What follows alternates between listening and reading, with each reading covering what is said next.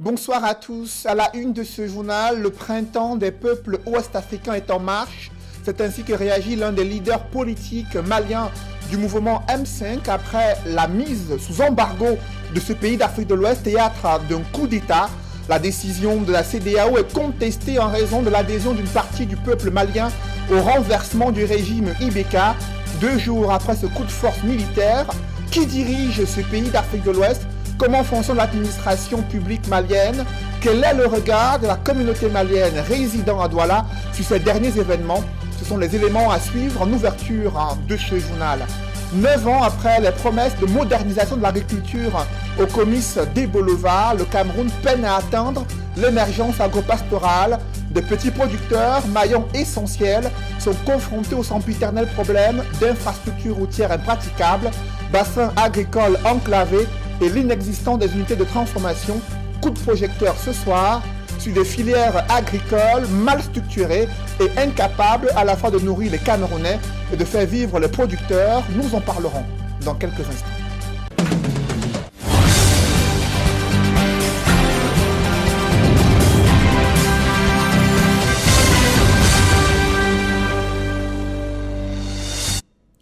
Merci de suivre cette édition complète de l'information sur Equinox Télévision.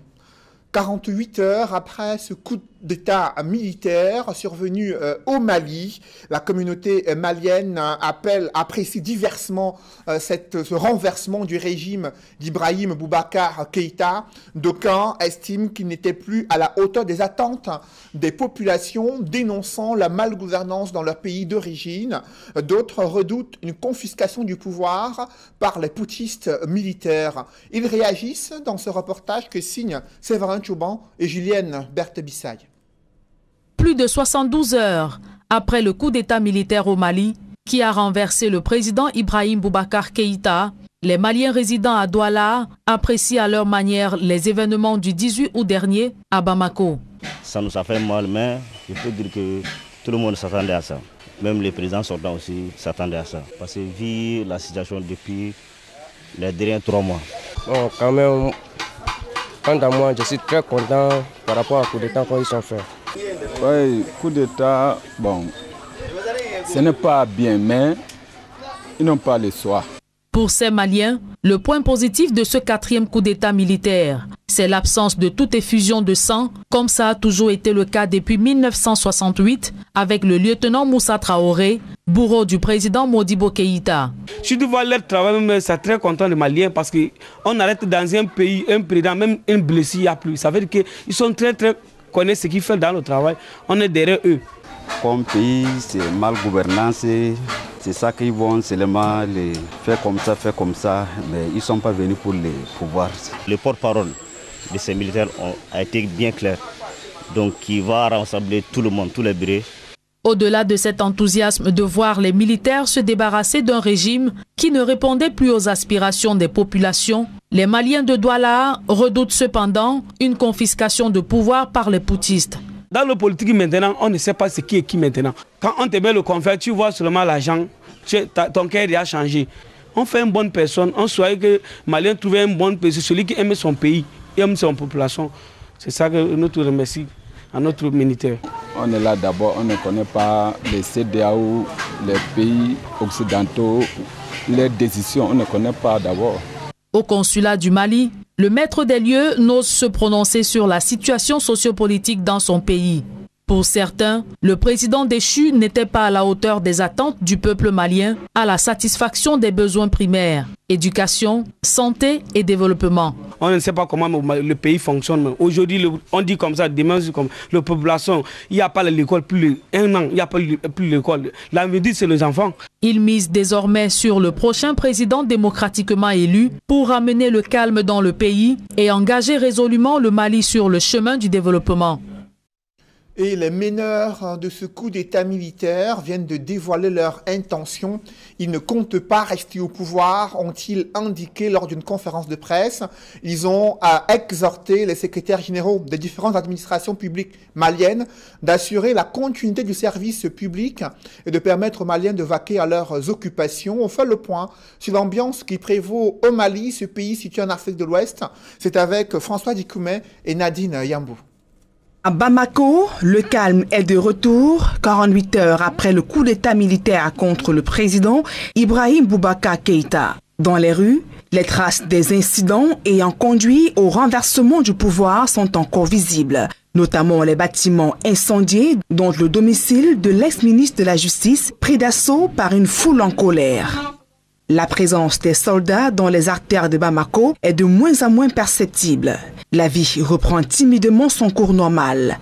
La junte au pouvoir appelle les Maliens à vaquer librement à leurs occupations.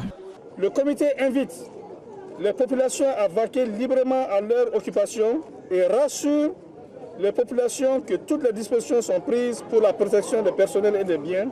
Le gouvernement étant dissous au Mali, ce sont les secrétaires généraux qui vont assurer la continuité du service public. Cela est une preuve éloquente de l'importance que vous accordez à l'administration et au fonctionnement régulier de l'administration et de ses différents démembrements. Cette délicate attention, si je puis m'exprimer ainsi, Monsieur le Président, nous touche profondément l'ensemble des collègues et moi-même. Et à vous et à vos collègues, nous tenons à vous dire merci. Parce que, comme vous le savez, les secrétaires généraux, c'est en fait eux qui ont à mettre toute la machine administrative, mais qui sont des gens de l'ombre. C'est lui qui valide le plan de travail, qui suit son exécution, qui l'évalue. Et si en réalité l'administration marche, c'est parce qu'il y a un secrétaire général et un bon cabinet qui... Le porte-parole du Comité national pour le salut du peuple met en garde tous les meneurs de casse et vandalisme sur des commerces et des bâtiments publics. Dans les rangs de la classe politique, l'opposition malienne se réjouit du coup de force militaire, affirmant avoir parachevé son combat pour obtenir la démission du président Ibrahim Boubacar Keïta. La coalition du M5 et le rassemblement des forces patriotiques qui mènent la contestation depuis le mois de juin dans le pays se dit prête à œuvrer d'un commun accord avec la junte au pouvoir et toutes les forces vives pour ouvrir une transition politique et civile. Le M5 en décidera avec la société civile parce que c'est un problème malien. Nous sommes tous des vrais patriotes.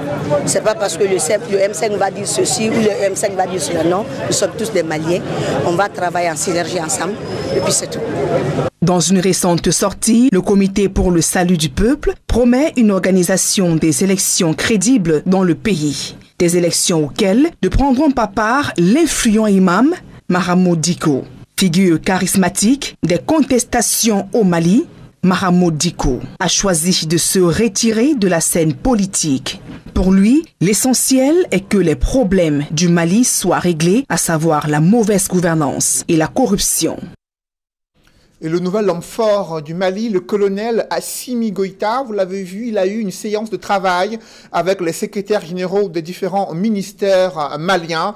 Il est également revenu sur l'intervention militaire ayant conduit au renversement du régime d'Ibrahim Boubacar Keïta.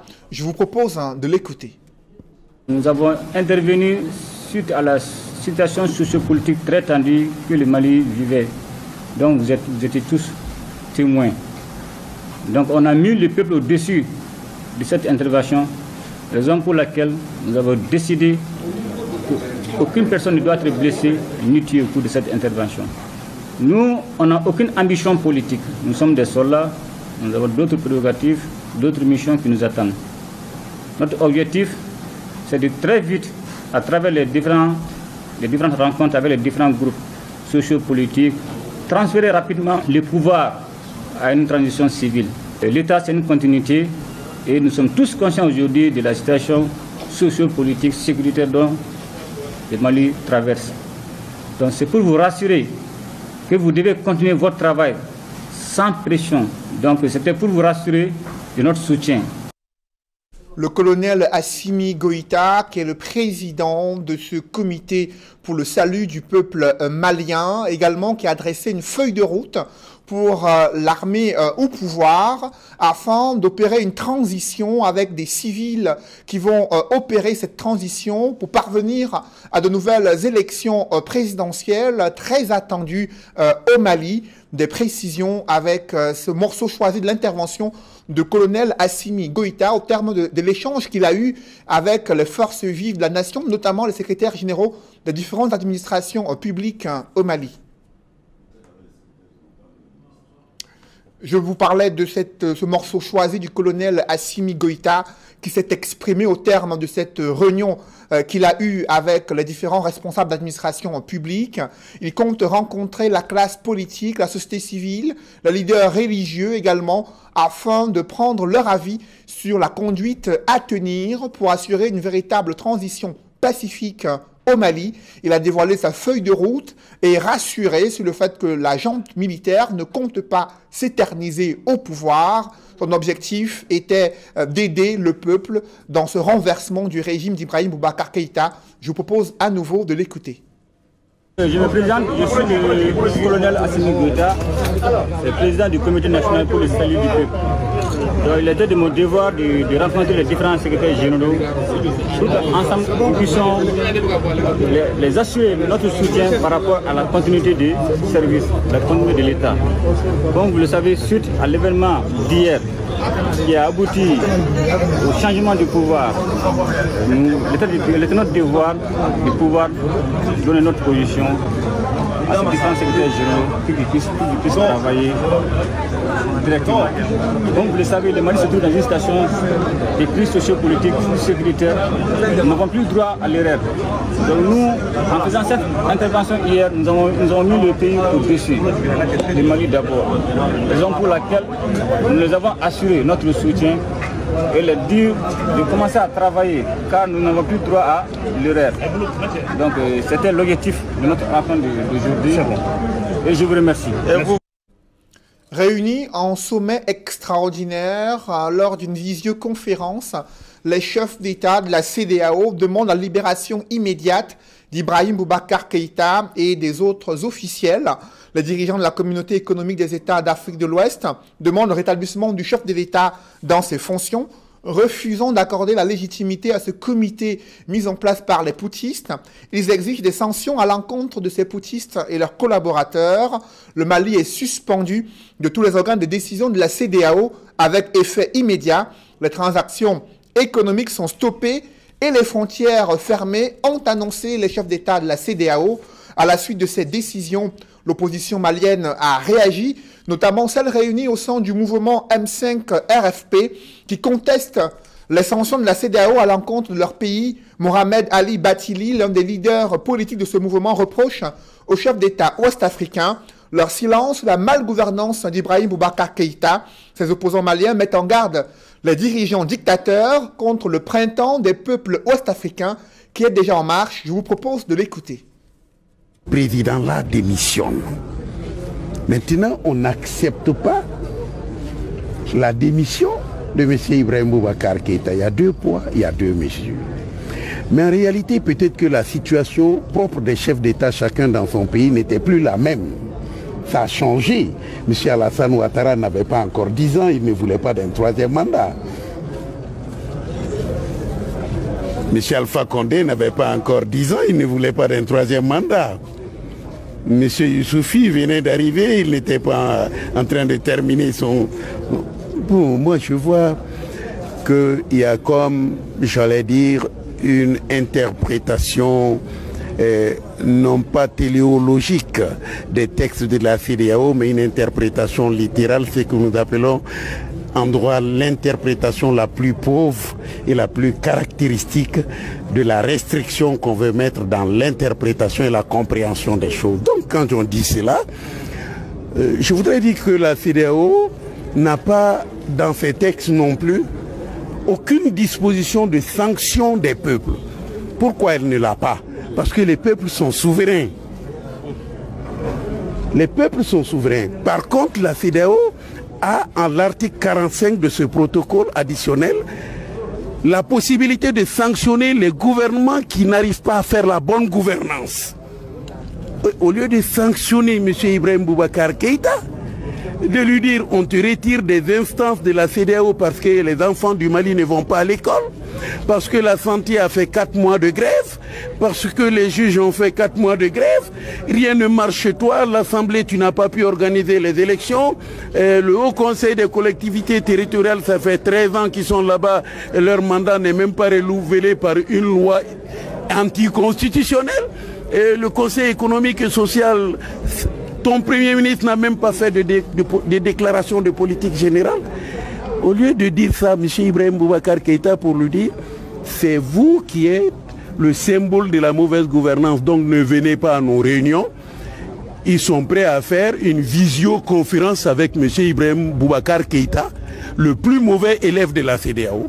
Mais ils sont prêts à sanctionner le peuple, l'un des peuples les plus courageux de la CEDEAO. Nous avons pris notre destin en main et que la CEDEAO sache, qu'il est en marche un printemps ouest-africain, des peuples ouest-africains contre des gouvernements et leurs syndicats qui violent nos droits. Ça c'est clair pour moi.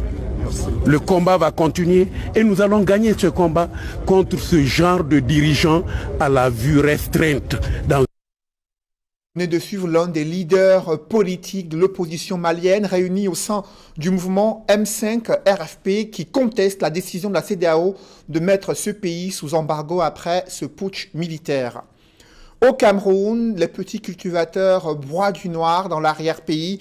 Le manque d'infrastructures routières, notamment dans les bassins agricoles, est devenu un facteur décourageant. Ils peinent également à pouvoir transformer les produits agricoles. Pourtant, le chef de l'État avait promis en 2011 que le Cameroun irait vers une modernisation de l'agriculture, une agriculture de seconde génération. En est-on parvenu? Rien n'est moins sûr. Des jeunes agriculteurs expriment leur cri de détresse dans ce grand reportage signé Jacques Molon et Donald Brice Kamgan. Sanchou, localité située dans le département de la Ménois, dans la région de l'Ouest, terre d'agriculture. Ici sort presque tout. Patates, manioc, plantains, tomates, etc. Mais transporter ces denrées des plantations pour la ville, une vraie misère.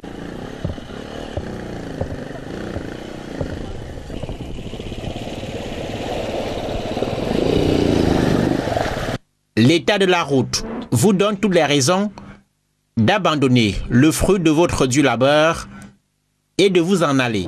Quand il pleut, petite pluie comme ça, il n'y a pas moyen. Ici chez nous, quand la route est complètement gâtée, rien ne marche en commun les motos, il faut uniquement les tracter ici. Franchement, si le gouvernement pouvait faire quelque chose pour nous, il nous vient en aide, on lui supplie seulement parce que les marchandises qui sortent ici, vraiment ça aide tout le monde. Sans tout nourrir presque la moitié de la ville de Douala. Chaque veille de marché, chaque 4 jours, on charge au minimum pas moins de 300 sacs de patates, manioc, un peu de tout. Franchement, on travaille beaucoup ici, mais on n'a pas de route. En moto ou en voiture, il faut affronter l'enclavement dans toute son arrogance.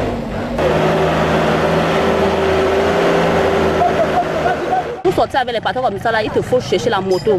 La moto, par exemple, comme les zones de Soko, les routes sont très mauvaises. Et pour sortir les patrons là-bas, un stade de patron te demande au moins 2500 à 3000. Les moins lotis vont de leurs moyens.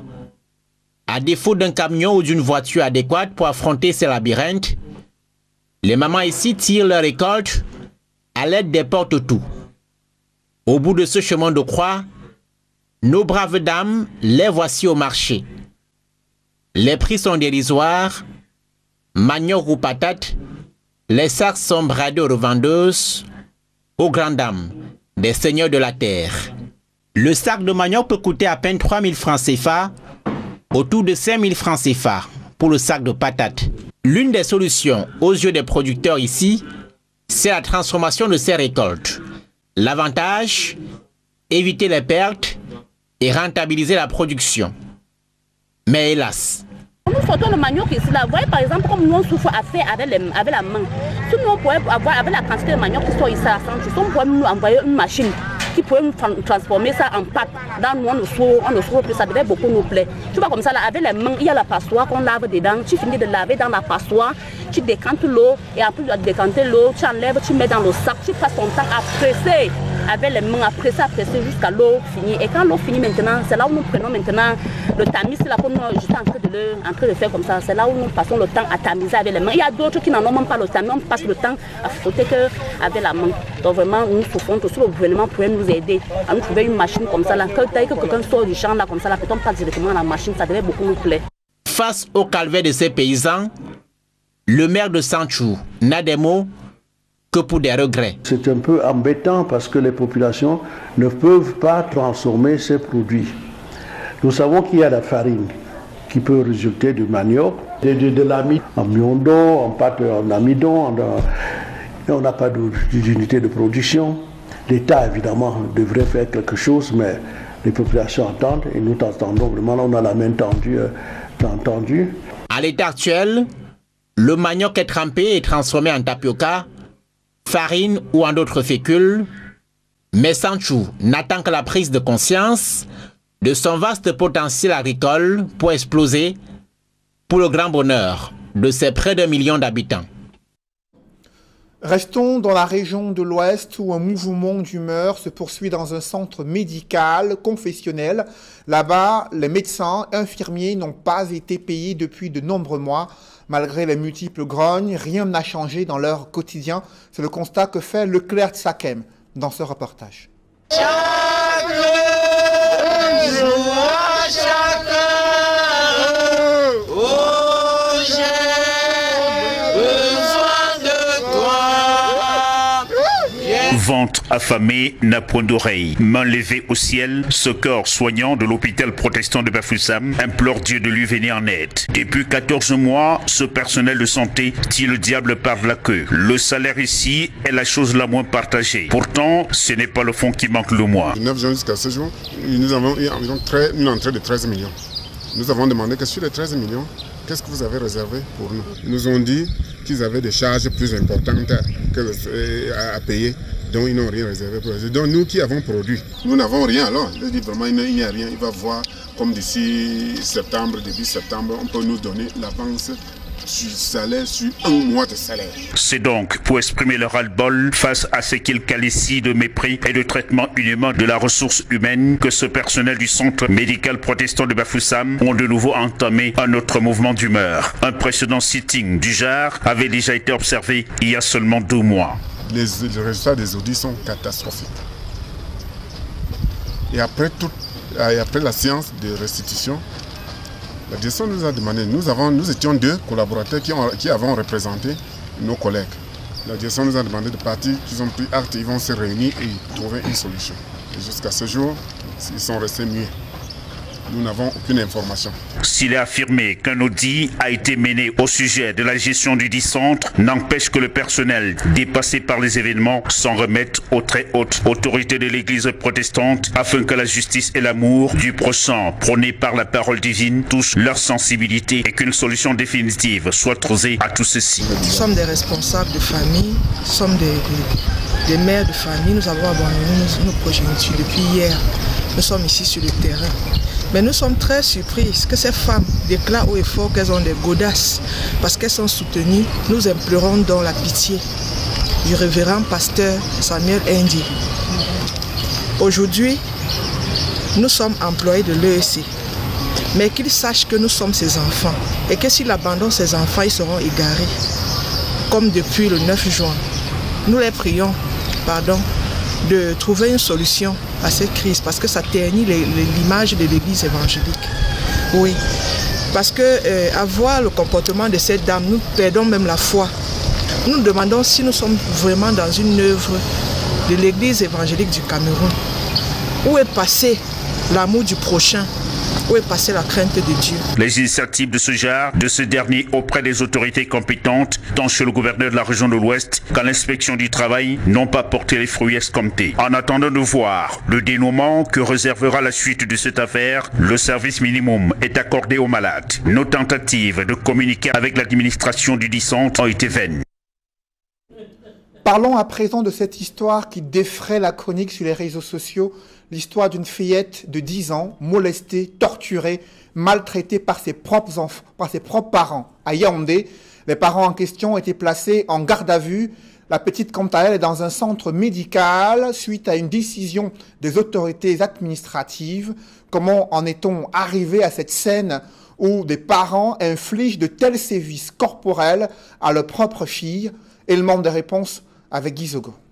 L'affaire de la petite Yahweh, âgée de 10 ans, qui selon des informations concordantes, a vécu les pires tortures de la part de ses parents pendant 6 mois pour de prétendues pratiques de sorcellerie, connaît de nouveaux développements. Sortie de cet enfer grâce à la dénonciation des voisins, la victime, qui se trouve désormais dans un centre hospitalier à Yaoundé, a subi de nombreux dommages. Nous avions eu connaissance de ce que la petite Yahweh était anémiée et blessée à plusieurs niveaux. Donc elle avait de graves séquelles physiques et psychologiques. Donc ce qui nécessite non seulement une prise en charge de sa santé physique, mais également par la suite un accompagnement psychologique. Et je crois, après ce qui sera fait du côté de l'hôpital de district d'Nkomo, il sera question qu'elle soit suivie par des spécialistes en psychologie. Ses parents, quant à eux, dont la mère, font l'objet d'une enquête en garde à vue, tandis que le père, lui, est encore en liberté. Ses parents ont été sommés de ne pas l'approcher. Sa maman serait même d'ailleurs en détention, puisque le dit couple a 4 enfants. Dont la petite Yahweh, la plus jeune, l'enfant le plus jeune est âgé d'1 an. Donc ce qui fait que c'était un peu délicat d'enfermer les 2 parents. Donc je crois, d'après des informations en notre possession, la maman serait en détention, en garde à vue. Et donc le papa s'occupe des enfants pour le moment, le temps des enquêtes. Désormais, il est question d'appeler au soutien des âmes de bonne volonté qui pourraient se joindre aux efforts de la délégation régionale des affaires sociales du centre qui s'occupe de ce cas. Pour le moment, elle a par exemple besoin d'une radio, d'un scanner et de beaucoup d'autres examens qui doivent suivre. Donc vous imaginez passer plusieurs semaines de torture sans manger, donc sans boire de l'eau.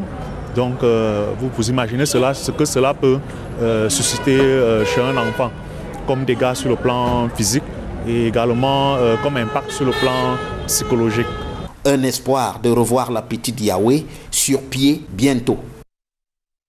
Des affaires sociales a réagi à la suite de cette dénonciation, indiquant sur son compte Twitter que l'enfant a été pris en charge dans un centre médical situé en Nkomo à Yaoundé.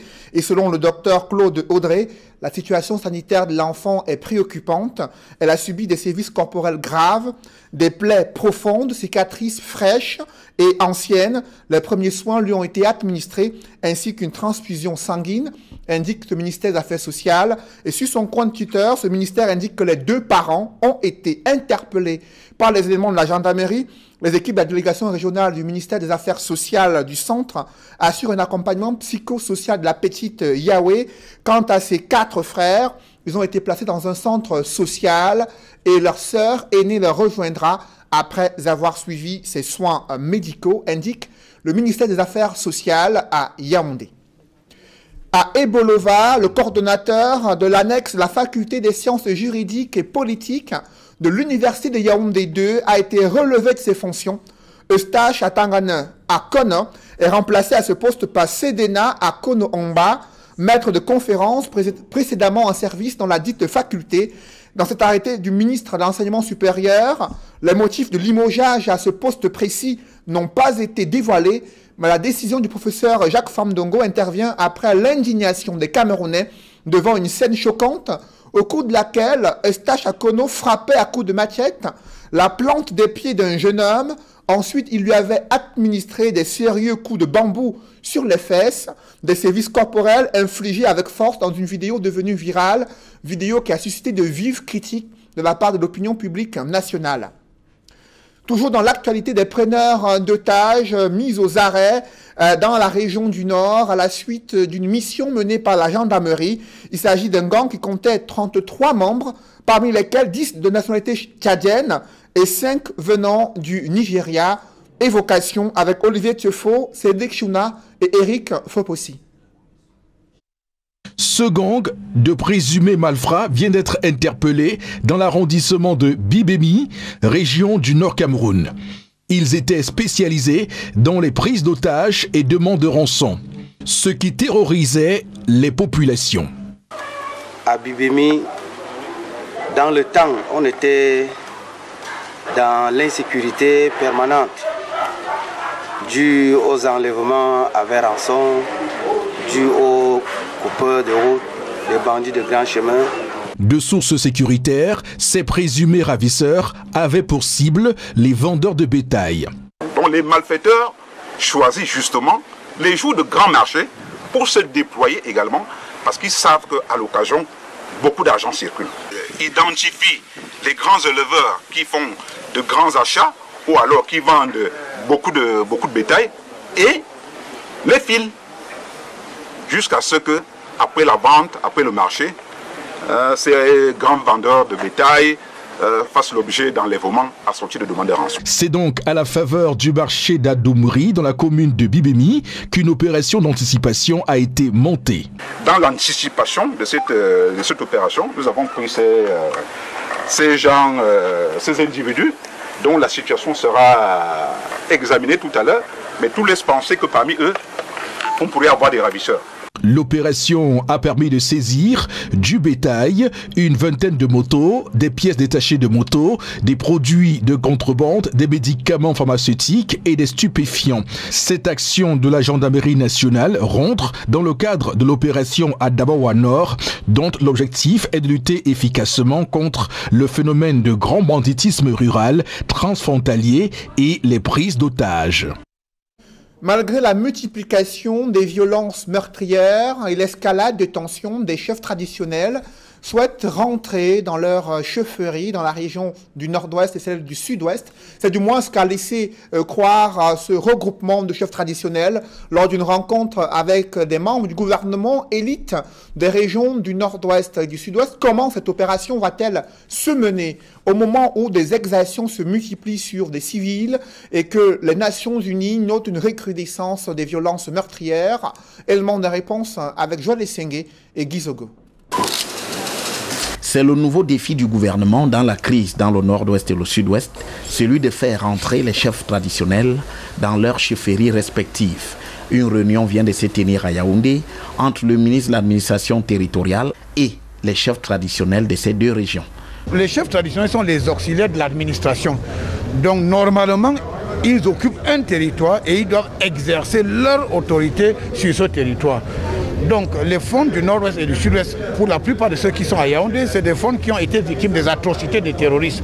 Nous, chefs traditionnels qui sont déplacés par les sécessionnistes, comment on peut les accompagner pour rentrer? Les chefs traditionnels sont les garants de notre tradition, les chefs traditionnels sont les auxiliaires du gouvernement. Et en même temps, c'est au palais qu'il y a la cohésion sociale. Donc on doit faire en sorte que tous ces chefs qui étaient déplacés doivent rentrer dans des palais pour qu'il y ait la paix. Une initiative que les détenteurs du pouvoir traditionnel dans le nord-ouest et le sud-ouest justifient. Dans nos chefferies, nos populations s'identifient à nous. Et un chef ne peut pas gouverner sans sa population. Et cette population qui est éparpillée un peu partout dans le pays ne peut pas rentrer dans les villages si le chef, leur leader, est en exil entre parenthèses. C'est une situation qu'on avait demandé à l'administration de nous aider à rentrer dans nos chefferies. Mais il reste la faisabilité de ce retour au vu du contexte sécuritaire. Les explications se veulent plutôt rassurantes. Nous avons fait une évaluation de la situation sécuritaire et il est évident aujourd'hui que les choses sont en train de se redresser et que le calme revient progressivement dans plusieurs arrondissements et départements des deux régions. La situation n'est pas ce qui était il y a de cela 2-3 ans. La situation s'est nettement améliorée et la paix revient peu à peu dans nos villages, dans nos zones. Nous comptons aller progressivement. Autre aspect attaché à ce retour des chefs traditionnels dans le nord-ouest et le sud-ouest, les échéances électorales à venir, dont les régionales. Ils m'ont chargé de remercier le chef de l'État pour le statut spécial pour les régions du nord-ouest et du sud-ouest et qui vont rentrer dans les régions, dans leurs régions respectives pour participer aux prochaines élections régionales quand ces élections seront convoquées. Par-dessus les autres aspects, l'ambition est aussi, selon le gouvernement, d'avoir des fêtes de fin d'année joyeuses dans les chefferies du nord-ouest et du sud-ouest. Ça fait pratiquement 3 ans que les chefs n'ont pas pu fêter Noël. Le vœu du chef du gouvernement était que l'année 2020, que chaque chef traditionnel puisse rentrer dans son village pour fêter le Nouvel An et Noël. Et le chef de l'État, qui lui-même est fond de fond, m'a donc dit de tout mettre en œuvre pour encadrer le retour des chefs traditionnels. Pour le moins, c'est un nouveau bras de fer qui s'annonce entre le gouvernement et les sécessionnistes. Un public reportage dans ce journal. L'entreprise de téléphonie mobile Orange Cameroun récompense ses abonnés gagnants d'un jeu concours. Ils ont pu obtenir des enveloppes de 10 millions de francs CFA après avoir participé à un jeu concours baptisé Joue et gagne. Des précisions dans ce reportage. Orange se nomme Monsieur Tenda Marcel. Heureux comme Marcel Tenda, qui porte fièrement son chèque, pesant pas moins de 10 millions de francs CFA. C'est le grand vainqueur du jeu Joue et Gagne, lancé par Orange Cameroun, et dont les lauréats ont reçu leur récompense à Yaoundé. Pour participer au jeu Joue et Gagne, vous envoyez un SMS, oui, tout simplement au 91 18. On va vous envoyer des questions que vous allez répondre. Et pendant les réponses à ces questions, vous avez des points que vous gagnez, ensuite que vous collectionnez, ensuite on fait un tirage au sort et à partir de ce tirage au sort, vous êtes l'heureux gagnant de 10 millions ou de 500 000 ou de 100 000. Voilà, c'est tout. Aussi simple que ça. Voilà qui a rendu Marcel Tenda multimillionnaire. Lui qui pensait juste s'amuser est aujourd'hui au devant de la scène grâce à Orange Cameroun. Sa joie et à son paroxysme. On va dire qu'on est très content d'avoir participé à un jeu et qui se concrétise aujourd'hui. Sinon au départ, quand on le fait, on ne croit pas. Et lorsque j'ai été appelé, jusque-là je ne croyais pas. Et aujourd'hui, je pense que c'est une réalité. Orange Cameroun a honoré ce qu'ils disent aux clients. Donc moi je suis un client heureux d'Orange Cameroun et ça fait 20 ans. À travers le jeu Joue et Gagne, Orange Cameroun illumine la vie de ses clients les plus fidèles. Par ces temps de crise sanitaire, l'entreprise marque plus que jamais sa présence aux côtés de ses abonnés en leur offrant tout ce qu'il y a de prestigieux. Nous avons le privilège d'avoir avec nous aujourd'hui les clients qui ont accepté de faire confiance à une entreprise qui tient ses promesses. Chez Orange Cameroun, nous disons ce que nous faisons et ce que nous promettons, nous le réalisons.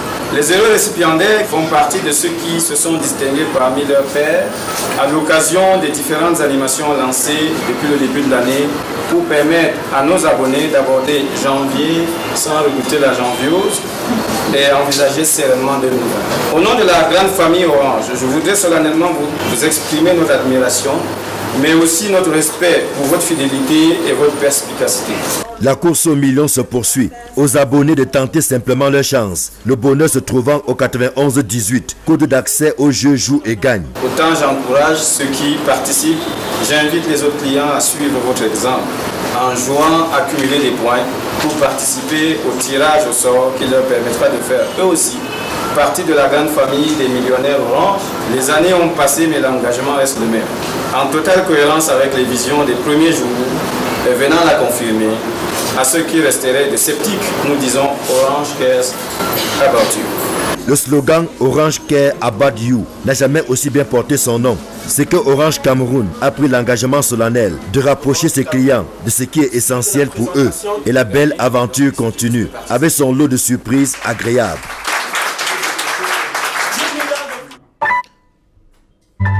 Orange. Mesdames, messieurs, c'est la fin de ce journal. Merci de l'avoir suivi. Juste après cette édition de 20h, retrouvez Duval Fangwa et ses invités pour le débrief du journal sur le plateau d'Equinox Soir. Duval. Des chefs traditionnels du nord-ouest et du sud-ouest qui avaient fui leur village sont invités à retourner dans leur chefferie traditionnelle. Cela faisait 3 ans qu'ils avaient déserté leur chefferie à cause de l'escalade des tensions et violences meurtrières dans les régions du nord-ouest et du sud-ouest, 2 régions en guerre, là où des affrontements armés se poursuivent entre l'armée camerounaise et les groupes séparatistes. Aujourd'hui, réunis autour du ministre de l'administration territoriale, ils indiquent qu'ils souhaitent rentrer chez eux.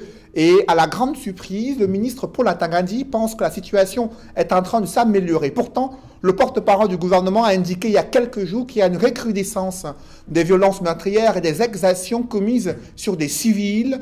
Comment une telle opération va-t-elle être menée? Aucun calendrier n'a été évoqué pour ce retour. Ce sont encore des souhaits exprimés à la fois par ces chefs traditionnels et certains ministres de l'administration territoriale et d'autres qui comptent s'engager pour que d'ici la fin de l'année, ils puissent retourner chez eux, a-t-il indiqué. Duval. Et au Mali, des politiques contestent la décision prise par la CEDEAO de mettre le pays sous embargo 48 heures après le coup d'État qui a vu le renversement d'Ibrahim Boubacar Keïta. La coalition de l'opposition réunie au sein du mouvement M5 RFP conteste cette décision de mise sous embargo de ce pays situé en Afrique de l'Ouest. Et pour cause, il y a une adhésion du peuple malien à ce renversement du régime d'Ibrahim Boubacar Keïta. Et ils ont tenu à indiquer que c'est un printemps des peuples ouest-africains contre des dictateurs et des dirigeants qui ont érigé la malgouvernance en symbole de gestion de leur pays situé en Afrique de l'Ouest. Ils mettent en garde ainsi la CEDEAO au regard de la souveraineté du peuple malien qui depuis plusieurs mois manifeste contre le régime d'Ibeka. Duval. Voilà, ce sera l'essentiel du débrief. Merci pour cette nouvelle édition complète de l'information sur Equinox Télévision. Bonne soirée Cédric. Bonne soirée Duval.